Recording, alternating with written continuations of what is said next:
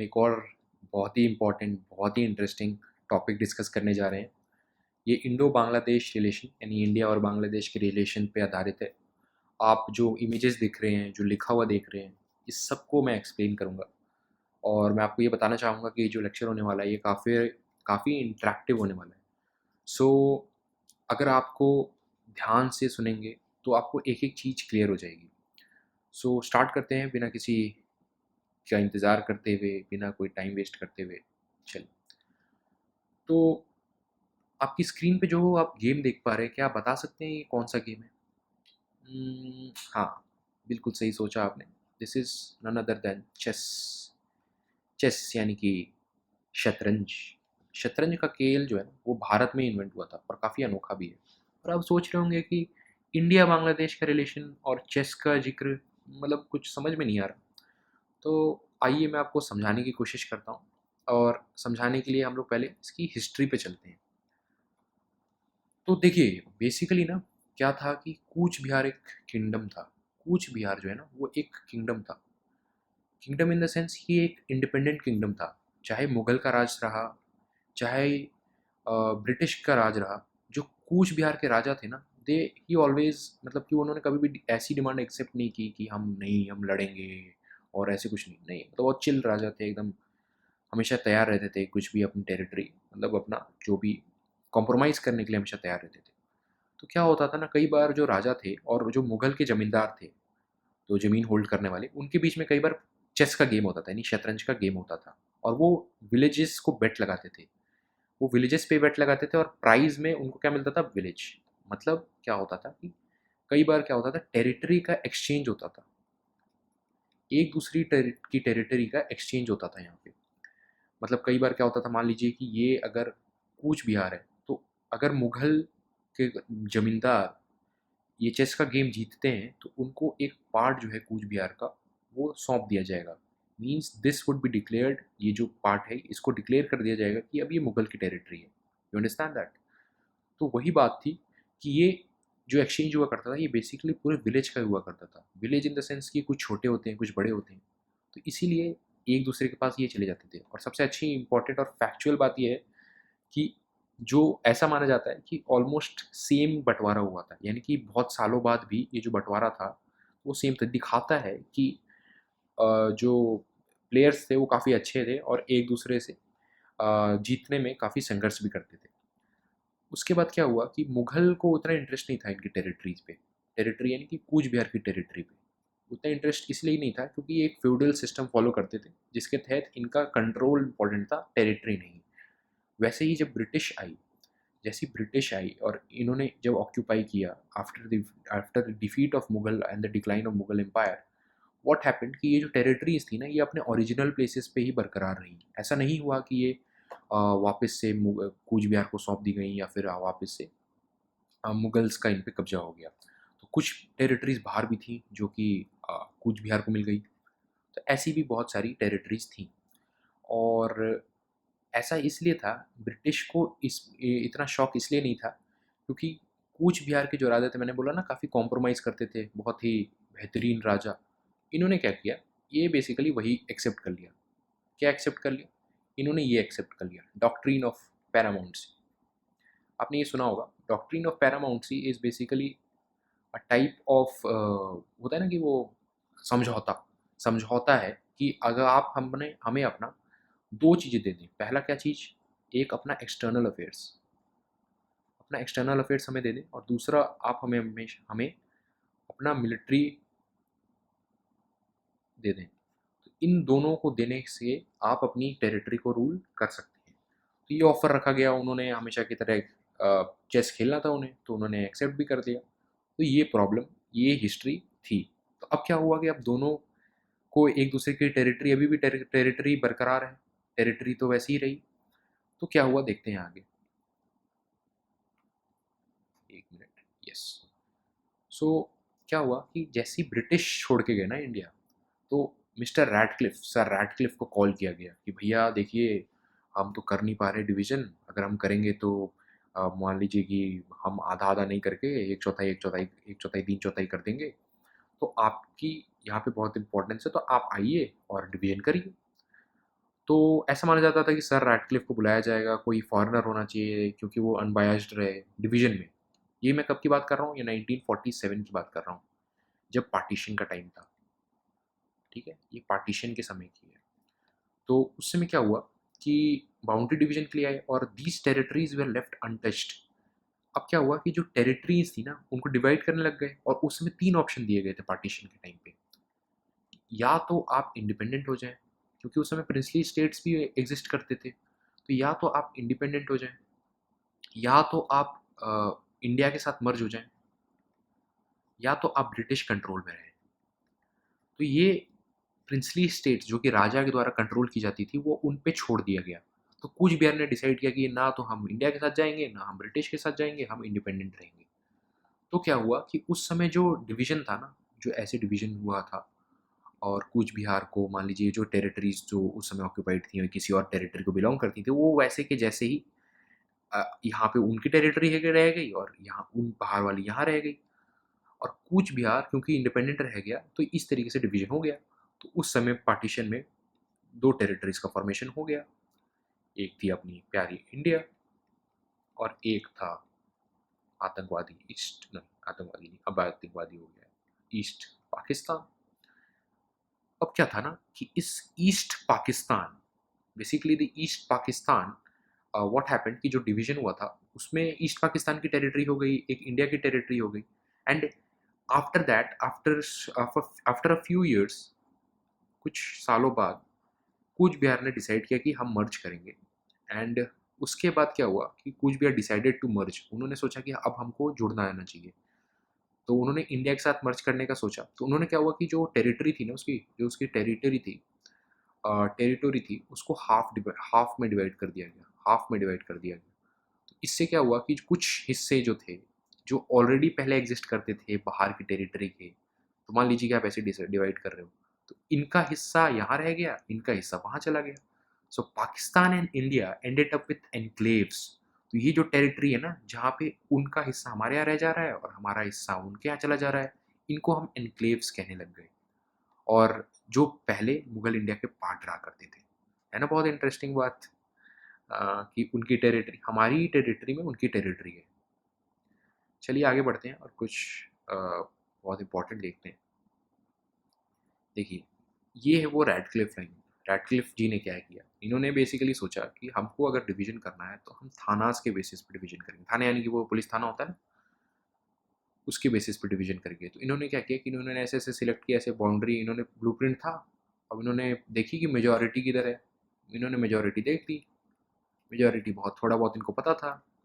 थोड़ा बहुत क्या पता था, मतलब कि इन्होंने एक मैप खोला, मैप में देखा कि अच्छा अच्छा ये ऐसे ऐसे है, तो इन्होंने थाना मिलाया ऐसे ऐसे करके और एक लाइन खींच दी, और ये बन गई रैडक्लिफ लाइन। इंपॉर्टेंट क्वेश्चन भी होता है कि व्हाट इज़ रैडक्लिफ लाइन, कहाँ बनाई जाती है। उधर देखेंगे तो मैकमोहन लाइन है पाकिस्तान वाले में, वेस्ट पाकिस्तान में। तो ये इस तरीके से इन्होंने डिवीजन किया था।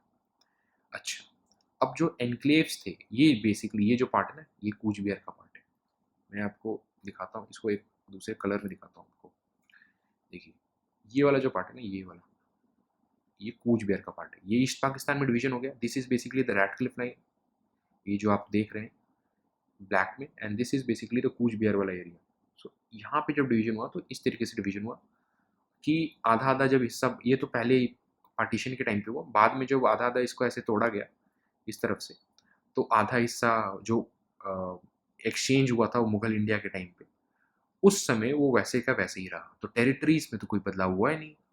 तो इसकी वजह से ना एक बहुत इंटरेस्टिंग चीज़ हो गई। वो इंटरेस्टिंग चीज़ थी ये एनक्लेव्स का फॉर्मेशन हुआ।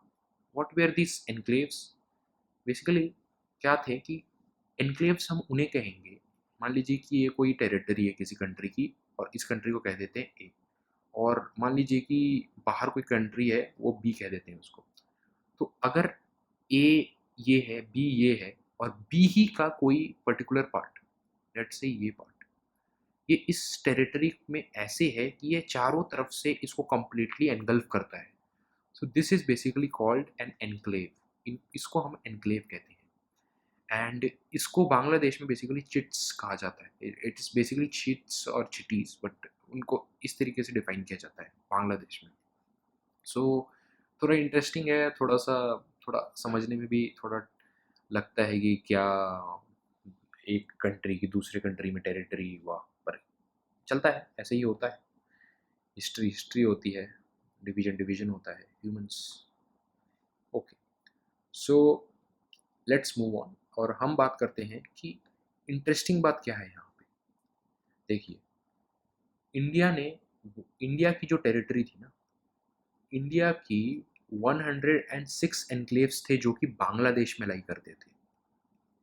इंडिया की 106 एनक्लेव्स बांग्लादेश में लाई करते थे, एंड बांग्लादेश के 192 छोटे छोटे पार्ट्स वो इंडिया में लाई करते थे। देखिए कितना ज़्यादा लाई करते हैं, बहुत डिफरेंस नहीं। मैंने बताया ना, वो शतरंज का गेम में ज़्यादा अच्छे प्लेयर नहीं थे वो लोग, ऑलमोस्ट सेम थे, इसीलिए ऐसा नहीं हुआ कि इनको ज़्यादा मिल गया इनको कम मिल गया।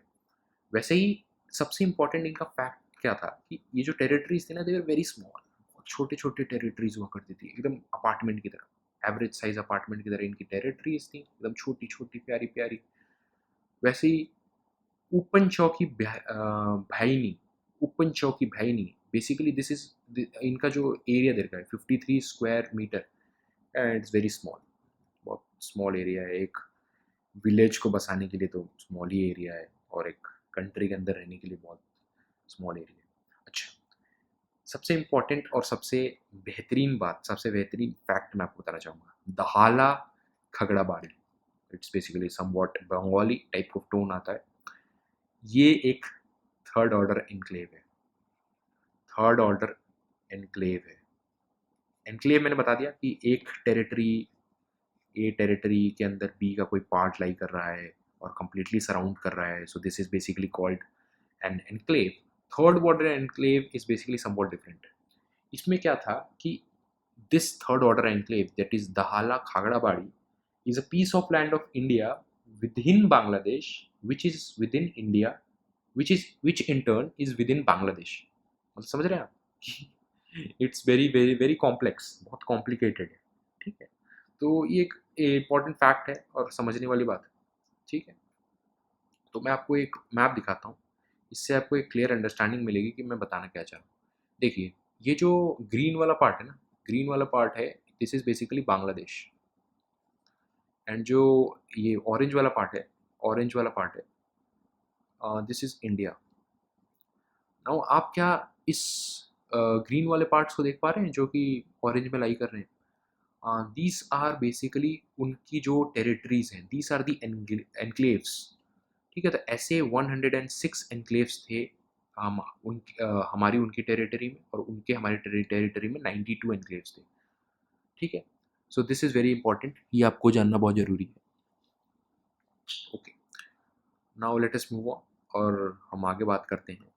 ये एक और मैप है, और इसमें हम बात करेंगे कि देखिए, ये जो टेरिटरी आप यहाँ से देख रहे हैं ना, ये वाला पूरा पार्ट, ये वाला पूरा पार्ट, ये जो पार्ट है, ये बेसिकली कूच बिहार का है, मैंने आपको ऑलरेडी बता रखा है। और ये जो पार्ट है ना, ये वाला, ये दिस इज़ ईस्ट पाकिस्तान। तो जब डिवीज़न हुआ तो उस समय तो कूच बिहार इंडिपेंडेंट रहना चाह रहा था, लेकिन बाद में इन्होंने मर्ज कर दिया, तो फिर जो डिवीज़न हुआ वो इस तरीके से डिवीज़न इन्होंने तोड़ा, और उसके बाद कुछ पार्ट इधर रह गए, कुछ पार्ट उधर रह गए, and that is why the problem started arising. अच्छा, अब इसमें एक इम्पॉर्टेंट बात है और आपको खुद सोचना भी चाहिए कि कुछ इश्यूज आते हैं जब भी इस तरीके की चीज़ें होंगी कि आपकी टेरिटरी किसी और कंट्री की टेरिटरी किसी और कंट्री में लाई कर रही है, तो कुछ इश्यूज आते हैं। देखिए, क्या हुआ कि सबसे आसान उपाय क्या था इस प्रॉब्लम के लिए, सबसे आसान उपाय क्या होता? तो सबसे आसान उपाय होता स्वैपिंग, स्वैप। अब जो हमारे इंडिया में उनकी टेरिटरी है वो उनको दे दो, यानी कि वो हम लोग रख लेते हैं और वो उनकी टेरिटरी आप लोग रख लेते हैं। सो दैट ये बहुत इंपॉर्टेंट था, बहुत आसान भी था, लेकिन ये इतना आसान था नहीं। मैं बताता हूँ आपको क्यों। देखिए, Nehru and Noon, basically he was the prime minister of India and he was the prime minister of Pakistan. 1965 war हुआ, पूरी तरीके से हराया हमने उन्हें, और उसके बाद हमने एक नेहरू मून नून एग्रीमेंट पे साइन किया 1965 के बाद। एंड व्हाट हैपेंड कि इंटरनल पॉलिटिक्स की वजह से, प्रेशर की वजह से वो स्वैपिंग हो नहीं पाई, क्योंकि कुछ स्टेट्स थे जो एग्री नहीं कर रहे थे। Same happened when Indira Gandhi and Mujibur Rahman signed an agreement in 1974।